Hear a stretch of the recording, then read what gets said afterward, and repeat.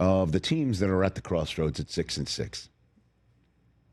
Two of them are in first place because they share it in the AFC North. You got also the Kansas City Chiefs at 6-6, right? That's at crossroads, baby. Like bone. Okay. Just to name three. But the Ravens and Steelers playing one another. Ravens had a win streak before Joe Burrow blew that one up on Thanksgiving night. The Steelers have just, once upon a time, 4-1. You know, you could do the math. 2-5. That ain't it. They're booing the coach. They're not even cheering during Renegade. What's going on? That's unbelievable. And people are saying like that is the low water mark. Yeah, that's the ultimate. Like, right, it's over now. Yeah. We're not even cheering during Renegade. Yeah. So Aaron Rodgers was asked if it's time for his famous RELAX message for his newest fan base. I mean, that was in 2012, I believe. 2014, maybe one of those two. You know, it's a different team, different time, and what you say needs to be authentic. In that moment, I felt like there was a major overreaction. We played 3 games. We played 2 potential that would turn out to be playoff teams, and we went 1-2. And then we went on an absolute heater after that, starting with the game in Chicago. So it's just feeling the pulse of the team. I don't feel like this team has a freak out or a panic that I need to like send a message out to the zeitgeist that everybody needs to just relax a little bit. No, we've been playing inconsistent football, that's for sure. We've got to play better. But I have confidence in the leadership of the team. I have confidence in my guys, and that we're going to put a better performance in the field this weekend. Well, that's good news there for that. By the way, it was 2014 is what he's referring to. And he's right, just to everybody know. They lost to the New Orleans Saints in Week 8, fell to 5-3, had a bye week. And he told everyone to relax, RELAX, and talk about a heater. They lost only once the rest of the season, a loss at the Bills. And they did go into Chicago. I mean, they did have actually the Bears come into their house, win that game. They went from 5-3 to 12-4. Beat the Cowboys in the playoffs. I believe, was that the one where Cook caught the ball right on the sideline when Rodgers made that stupid, crazy-ass throw? I think that was the... Right? Am I wrong? I know what you're talking Would about. that be the one? Right? Is it Jared Cook, right? The tight end who got his feet and his toes right there? Is that the one? Sure, that was the season. You know, and I think that might have been that game. The Cowboys won it 26-21, and then they lost at the Seahawks in the conference championship game. I think Jared Cook. that was the one with the onside kick and all the crazy. What a playoffs. Oh, my gosh. That was 2017. Was that 2017? That was 2017. Okay, so I lose track, I'm sorry, of all the time Rodgers beat your team. No offense. It was the 2016 season, though, right? But I think the RELAX is what he's referring to. Listen, the only reason why I'm bringing it up here is just to be accurate, just to give everyone some thoughts about what he's saying there. Different teams. And plus, you know, I think Rodgers is reading the room, and he knows, like, for him to tell everyone to relax might not be accurate. There's reason to be concerned in Pittsburgh, and I think he knows it too. Pat Fryermuth said nobody's missing, by the way, film sessions there. And that everyone's kind of hung up on what Rodgers said there, as opposed to him also saying after the game, everybody's got to play better, I've got to play better.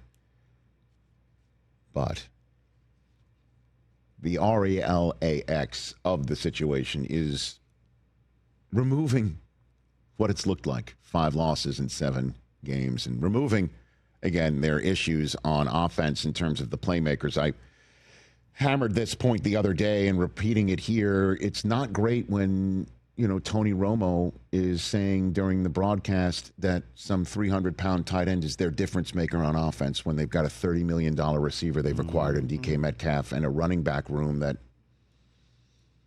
you know, can get it done. I mean, there have been games where Jalen Warren and Kenneth Gainwell had games, but that's not what, I mean, you know, Zach Orr isn't, I don't think, losing too much sleep this weekend in the defensive meeting rooms right now. I mean, who's he circling? got to stop this guy. Is it Darnell Washington? Is that who it is? I mean, I don't even know how you scheme that. No. It's just like, you know how you stop Washington? Like 19 hacks to the ball. Like, that's it. Yeah. If he's got it, no matter where you are on the field, you just got to make sure you're there to try and tackle him because it's a team effort. Yeah. And that's the issue here. But the honest truth is there are the horses on defense. And I know they just had 1 billion yards rushing. They just gave up the most yards in this new stadium they've ever given up on the ground. And now here comes Derrick Henry. That's a problem. But there still are the guys in the room, right? I mean, there are guys in the room. And they did add Adam Thielen and see if that might work in terms of adding another receiver to the equation. An old guy, an old head with another one in Rodgers. I bet you Rodgers and Thielen will just sit down and go, if I do this, this is what I'm going to ask you to do. And Thielen's like, I got it. Yeah. And I kind of watched you from the sidelines twice a year. I'm trying to be positive. I'm trying to be net positive here. That's one of your best qualities. I appreciate you saying that because at the end of the day, you are tied for the lead. You would, with a win, okay, in Baltimore, I understand. You would, with a win here, take over first place. Yeah. With 4 games to go. And come home and have a Monday night game against the Dolphins team and just hope it's like 20 degrees outside and good luck. Rodgers has one last shot at the Lions in Detroit. Yeah, they could be reeling at that point. Cleveland and home for Baltimore. There's a path through here to go 3-2, and potentially if 2 of the 3 wins are against the Ravens, or 4-2, if you sweep the Ravens. I mean, this. Yeah, it feels like 9 wins will get this done. Well, you even thought an overreaction Monday, 8 and 9 would get it done. It feels like 8's probably going to get it done. So okay, yeah. there's no world beaters except for potentially Joe Burrow coming from that's the down X the factor. stretch. Yeah. Okay, I'm just saying, it's not like you're in a situation like the Bengals are, where you're 2 behind. Right. So that's my RELA. The fan base on the eastern side of the state needs the chill pill, as I've said multiple times for the Eagles fans. There's a relax there. There's a crossroads for both these teams. I think no 2 ways about it. For sure. I mean, but they do face each other again. There's still a month to go, and it would be a heck of a tie break to go into the final game of the season saying we've already won the previous one. I mean, that would be monster big. So it's a huge game, and they hate each other, and it's a rivalry that's awesome. Arguably the best AFC rivalry, and I know I'm really treading in some deep waters there. But when the Ravens and Steelers play each other, crazy S happens, and they can't stand each other, and it's fun. Hey, you made it all the way to the end. Thanks for that. Check us out every single day streaming live on Disney Plus and the ESPN app 12 to 3 Eastern.